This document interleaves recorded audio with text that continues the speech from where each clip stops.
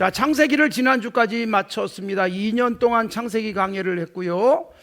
오늘부터 성경 인물 강해에 들어가도록 하겠고, 첫 번째 인물로 구약의 엘리야 선지자를 살펴보겠습니다.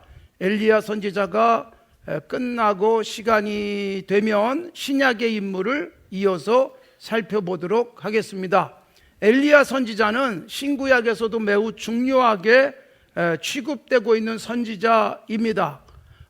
구약에도 아주 비상적 상황 속에서 매우 이스라엘이 어려울 때 엘리야가 하나님의 살아계심을 선포했던 선지자입니다. 그 선지자가 신약에 보면 많이 등장하고 있습니다. 그래서 신약에서 보면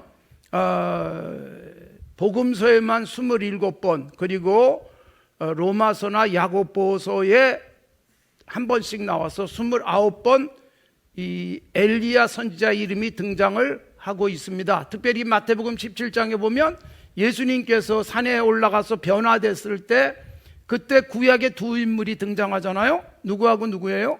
한 분은 율법의 대표인 모세, 또 한 분은 선지자의 대표인 엘리야였습니다. 구약을 요약을 하면 마태복음 7장 12절에 나와 있는 대로 율법 선지자, 그러니까 율법의 대표가 모세, 그리고 선지자의 대표가 바로 엘리야입니다. 그만큼 엘리야 선지자는 우리에게 중요한 선지자입니다. 이 엘리야 선지자의 이름의 뜻, 엘리야가 무슨 뜻일까요? 여호와는 나의 하나님이라는 뜻입니다. 예수님이 십자가에 못 박히실 때 엘리 엘리 라마 사박다니 그랬잖아요. 이때 엘리가 나의 하나님이에요. 엘리야 그랬을 때 야 여호와예요. 여호와는 나의 하나님이라는 뜻입니다. 엘리야가 여호와는 나의 하나님이라는 이름, 우리가 볼 때는 뭐 선지자가 당연하지 그렇게 생각할지 모르지만 그 당시에는 굉장히 도전적인 이름이었습니다.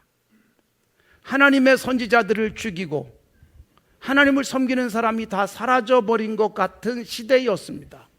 그래서 엘리야가 홀로 바알의 선지자들과 싸우고, 그리고 하나님을 섬기지 못하는 그 이스라엘 사회에 하나님을 드러내야 되는 굉장히 어려운 때였습니다. 그때 여호와가 나의 하나님이다 선포하듯 나타난 선지자가 바로 엘리야였습니다. 사랑하는 성도 여러분, 우리가 이 시대를 살아가면서 엘리야 같은 마음의 자세를 가져야 돼요.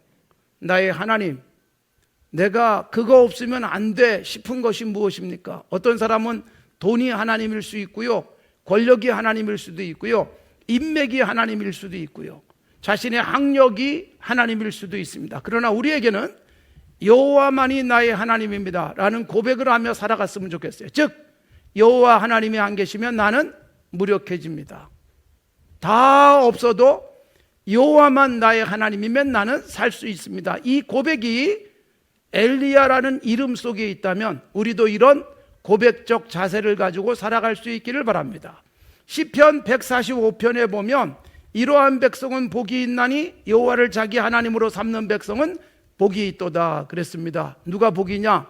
여호와가 내 하나님이다. 이 고백을 하는 사람이 복이 있다라는 거예요. 왜 그럴까요? 여호와를 나의 하나님으로 살아가면 여호와의 힘이 내 힘이 되어져요. 여호와의 모든 것이 내 것이 되어집니다. 예레미야 선지자의 말씀을 새벽마다 요새 묵상하고 있는데, 예레미야 17장에 보면 5절부터 8절까지 두 종류의 사람을 이야기합니다. 5절과 6절에서는 혈육, 사람을 의지하고 사람으로 힘을 삼고 살아가는 사람은 사막의 떨기나무와 같다.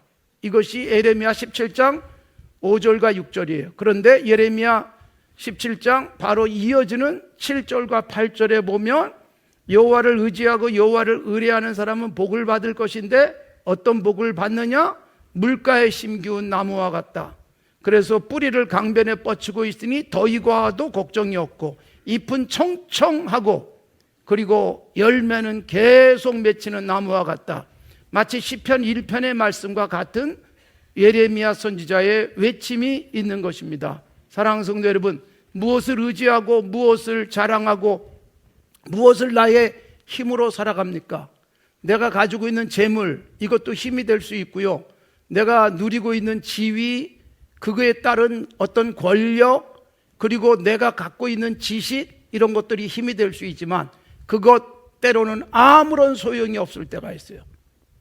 비가 오지 않으니까 공부를 많이 한 사람이나 돈이 많은 사람이나 쩔쩔매는 건 똑같아요. 물이 부족하니까 어려운 거 똑같아요. 여러분, 여기서 하나님을 나의 힘으로 삼고 살아가면 견딜 수 있는 힘도 그리고 풀어갈 수 있는 지혜도 생기는 것입니다. 우리에게 여호와만이 나의 힘이 되는 복이 있기를 바랍니다. 자, 엘리야를 오늘부터 살필 텐데, 엘리야는 어떤 사람이냐? 열왕기상 17장에 처음으로 등장해요. 열왕기상 17장에 등장하는데 이렇게 되어 있습니다. 1절에 길르앗에 우거하는 자 중에 디셉 사람 엘리야가 아합에게 나타났다 그랬어요. 길르앗에 거주하고 있는 사람, 고향은 디셉, 그렇게 되어 있어요. 자, 여러분, 이렇게 시작되고 있는 엘리야에 대한 기록은 왜 길르앗에 우거하는 디셉 사람으로 되어 있는가? 여러분, 지금의 요르단 땅 근처였습니다. 여러분, 그가 살던 땅, 그가 살고 있는 지역을 언급하고 있는 것은 우리에게 분명히 말씀하고 있는 거예요. 엘리야도 우리와 똑같이 땅에 사는 사람이에요. 하늘에서 내려온 사람이 아니에요. 그냥 보통 사람이에요.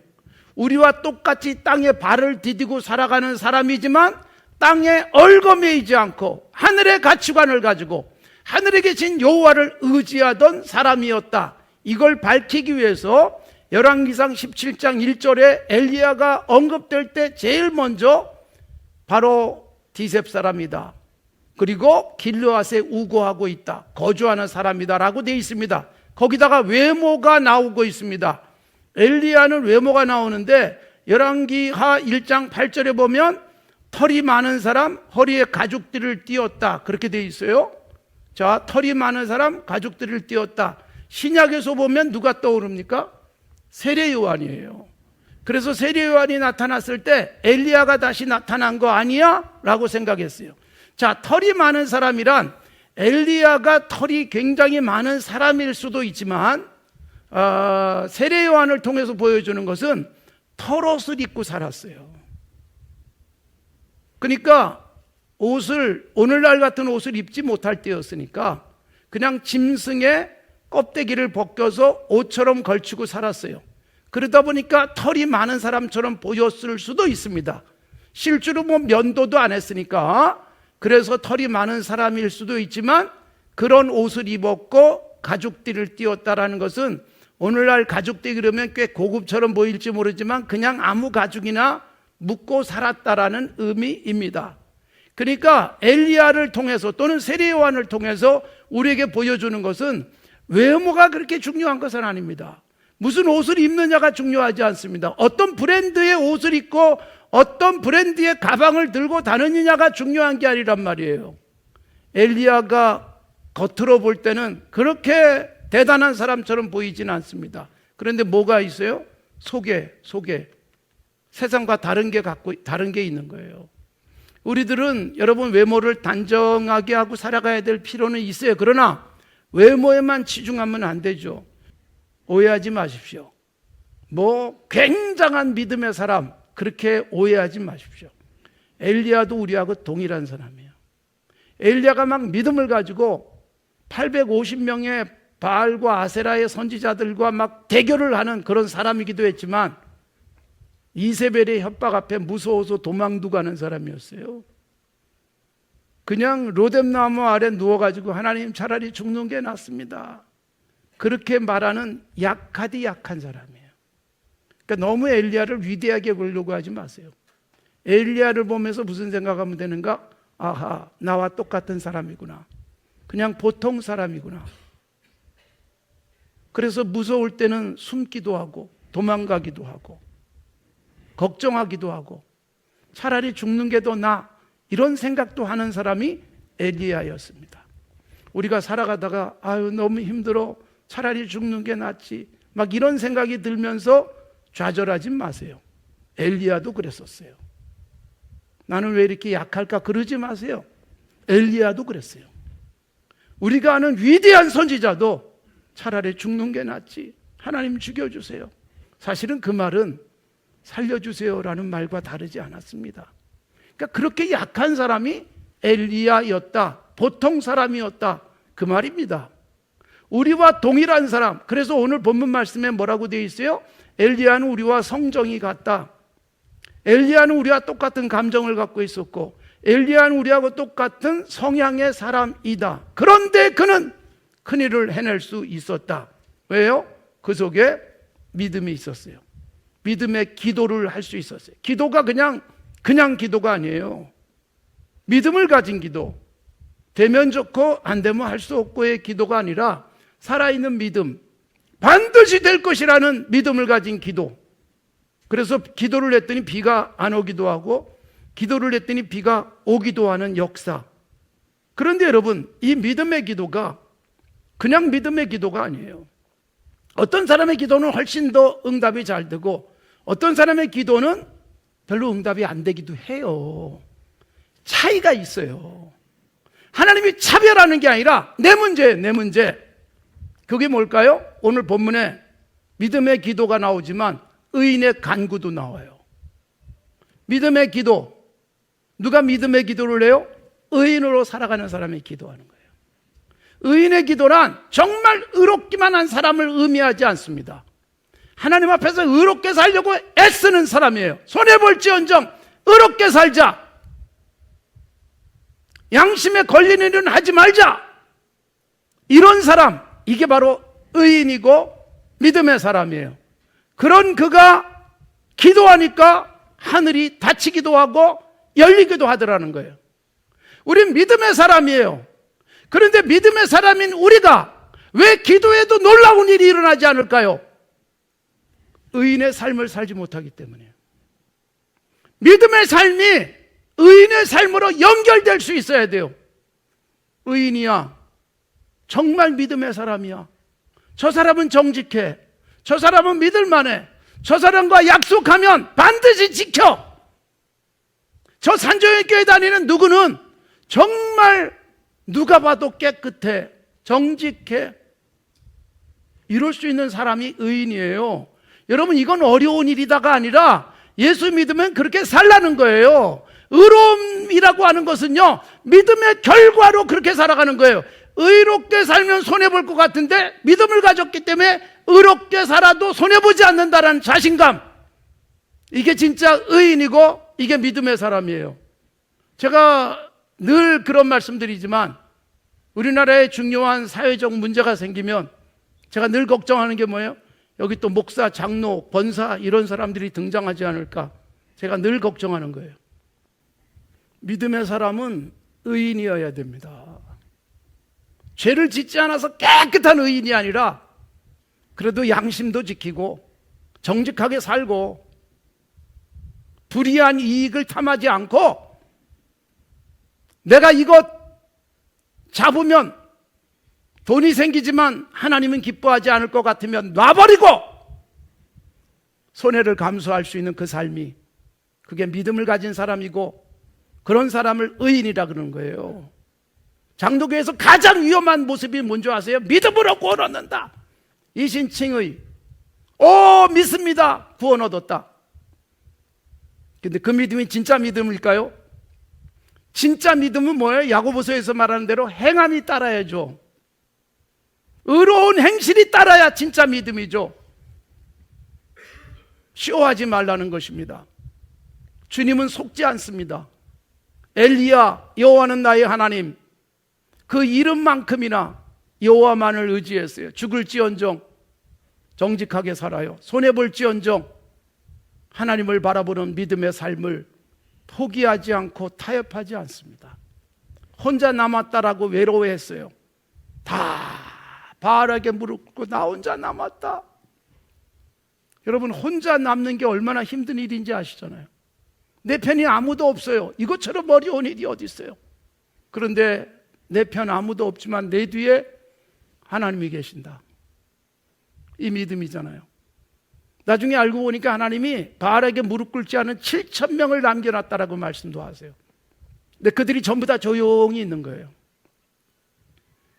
사랑하는 성도 여러분, 우리의 삶 어떤 모습일까요? 겉에는 그냥 짐승 털옷을 입고 가죽으로 허리띠를 띠고 살아가지만 내면에 보니 믿음이 담대했고 그 내면이 하나님의 의로 충만한 상태. 그렇게 살아가면 보통의 사람이지만 그의 기도는 훨씬 더 효과가 있습니다. 담대하게 기도할 수 있는 거예요. 용기 있게 기도할 수 있는 거예요. 기도가 응답될까 안 될까 해가지고 그냥 속으로만 기도하고 하는 게 아니라 당당하게 기도하는 거예요. 이 엘리야 시대에는 정말 믿음의 사람의 기적적인 모습이 필요하던 특별한 시대였어요. 비상적 상황이었기 때문에 비가 오게도 하고 오지 않게도 하지만 오늘날은 그런 기적들을 우리에게 하나님이 행하시도록 하진 않아요. 그러나 뭐예요? 우리가 진짜 기적 같은 삶, 기도하고 예배드리는 우리가 손해를 볼지언정 정직하게 살아가는 그 모습이 기적 같은 삶이지 않겠습니까? 하나님 아버지께서 우리와 성정이 같은, 우리와 같은 보통 사람을 사용하셨습니다. 그 시대에 가장 적절하게 사용하셨습니다. 시대에 따라서 하나님의 다른 능력들을 드러낼 수 있도록 하셨습니다. 우리도 가능합니다. 사랑하는 성도 여러분, 엘리야를 처음 시작하면서 오늘 엘리야 입문이에요. 보통 사람이었다. 나도 보통 사람이다. 특별하지 않다. 아니, 우리 중에는 나는 좀 특별해 라고 생각할지 모르겠지만 사실 하나님 앞에서는 보통의 사람으로 내려가 앉아서 하나님이 나를 사용하시는 것을 경험할 수 있어야 되지 않겠습니까? 내 안에 뭐가 있습니까? 겉으로는 꽤 괜찮은 이력에, 입고 있는 옷들은 꽤 괜찮은 브랜드에, 그런데 속에 아무것도 없을 수 있잖아요. 종종 어디 나가서 제가 특강을 하거나 설교를 하면 이력을 써내라 그래요. 아주 강제적으로 요구합니다. 5가지 이상. 그럴 때마다 제가 써내는 건 산정교회 담임 목사 하나예요. 다른 거 별로 쓰고 싶지도 않고, 그거면 되지 않냐고, 그것 때문에 못하면 안 하겠다고. 사랑하는 성도 여러분, 나를 뭐라고 설명하실 수 있겠어요? 몇 줄의 프로필로 나를 설명할 수 있겠습니까? 내가 프로필 가지고 나를 설명할 수는 없어도 누군가가 나를 알면서 저 사람 믿을 만한 사람, 저 사람 정말 예수 믿는 사람 맞아, 저 사람 뒤에 하나님이 계신 것 맞아 라고 생각될 수 있는 그런 삶을 살아간다면, 저 교회는 진짜 하나님의 교회야 라고 말할 수 있다면 그게 정말 하나님이 기뻐하시는 모습이지 않겠습니까? 내 뒤에 누가 서 계실까요? 내 뒤에 누가 서 계실까요? 내 뒤에서 하나님이 나를 든든하게 백업해 주시는 그 믿음의 삶, 내 안에 뭔가를 가지고 있는 게 아니라 내가 경력과 화려한 이력으로 나를 포장하는 것이 아니라 내가 가지고 있는 지식과 내가 가지고 있는 뛰어난 어떤 실력이 아니라 믿음을 품고 그 믿음 뒤에서 백업해 주시는 주님이 내 뒤에서 나를 든든하게 붙들어 주시는 그 상태, 이게 바로 엘리야였습니다. 믿음의 기도는 병든 자를 구원했다. 죄를 범하였을지라도 사함을 받았다. 의인의 간구는 역사하는 힘이 많다. 바로 이런 삶입니다. 사랑하는 성도 여러분, 내가 기도했더니 그래도 세상이 이만큼 유지되고 있다는 자신감을 꼭 갖고 살았으면 좋겠어요. 이런 시대에 그래도 이 세상이 더 이상 망가지지 않는 것은 나의 기도 때문이다. 저는 우리 산정교회 성도들의 기도가 세상을 지키는 힘이라고 생각합니다. 예수님이 말씀하셨어요. 믿음이 한 겨자씨만큼만 있어도 산을 옮길 수 있다. 뭐 여러분, 내 믿음 시험하느라고 산을 옮길 필요도 없지만 산을 옮기는 것처럼 불가능하게 보이는데, 저 사람을 바꾸는 게 도무지 안 될 것 같은데 내가 진실하게 의인의 삶을 살며 기도했더니 어느새 그 사람이 변하기도 하고요, 생각도 못했던 일들이 일어나기도 하는 그런 놀랍고 신비한 역사가 엘리야처럼 나의 삶을 통해서, 나의 믿음의 기도를 통해서 내가 살아가는 삶이 의인으로서의 삶을 살기에 의인의 간구가 역사하는 힘이 강하다. 이 말씀이 우리의 삶 속에서 펼쳐졌으면 좋겠어요. 뒤에 누가 있는가에 따라서 사람들이 갑자기 표정도 달라지고 어깨도 펴지고 그러지 않습니까? 이번에 중국의 전승기념일에 서 있던 사람들 보십시오. 중국, 러시아 그리고 우리 북쪽에 얼마나 자신의 참 모습들입니까?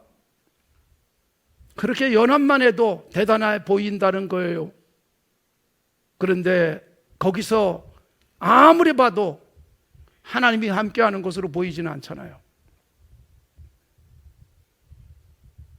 북한이 아무리 여기저기 힘을 갖고 있어도 우리에게는 기도하는 여러분, 의인으로 살아가시는 여러분이 기도하면서 이 나라를 지키게 될 줄로 믿습니다.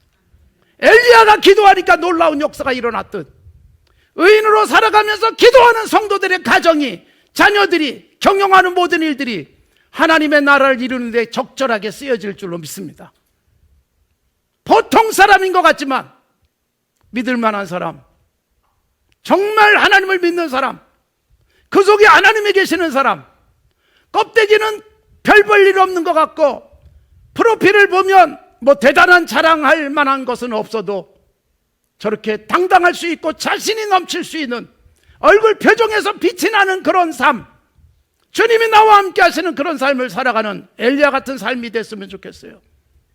엘리야를 같이 쭉 쫓아가 보면서, 그래, 내가 믿는 하나님이 엘리야와 함께 하셨듯 엘리야와 함께 하셨던 하나님이 나와 함께 하실 것이라는 자신감 가지고 가슴을 활짝 펴며 살아갑시다. 아무리 힘들어도 주님을 바라봤더니 내 손에 아무것도 없는데, 그래서 정말 차라리 죽는 게 낫지 싶은 고민도 있지만 하나님이 내 어깨를 툭툭 쳐주시면서 오늘도 일으켜주시는 그런 삶을 살아갑시다. 세상과 똑같은 것으로 경쟁하려고 하지 마십시오. 그거는 훨씬 세상이 강합니다. 우린 다른 것입니다. 엘리야는 그냥 다른 사람이었습니다. 세상과 똑같은 사람이 아니라 보통 사람이었지만 세상과 다른 사람, 그 다른 사람들이 역사를 움직여 왔던 것입니다.